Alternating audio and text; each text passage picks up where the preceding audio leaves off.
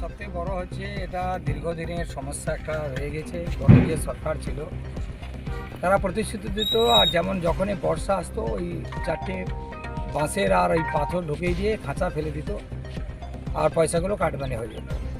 কিন্তু এবার এই সবে আমাদের সরকারের 2 মাস বয়স হয়নি, চলছে পুরো প্রয়াস চলছে চারিদিক দিয়ে। আর এখানে সবথেকে বড় একটা সমস্যাও আছে, যেটা হচ্ছে গঙ্গার পাড়টা হচ্ছে পুরোপুরি বালি, বেশি বালি ভাগ, তার জন্য অনেকটা সমস্যাও আছে।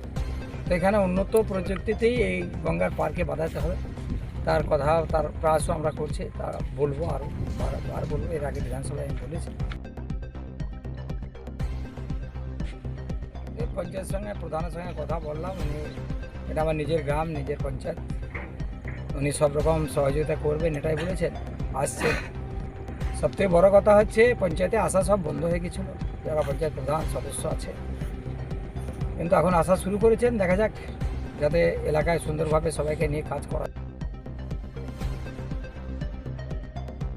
বিগত 15 বছরে আমাদের গ্রামে কোনো রকম কাজ হয়নি। অন্যান্য গ্রামে যেমন রাস্তাঘাট, drain, street light, solar plant আছে, আমাদের গ্রামে এরকম কিছুই হয়নি।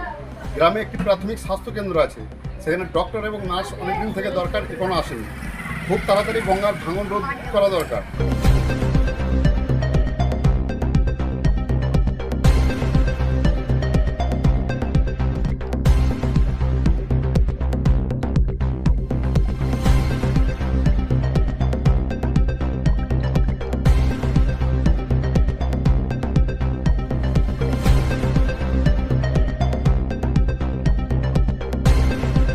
আপনারা দেখছেন হচ্ছেটা কি।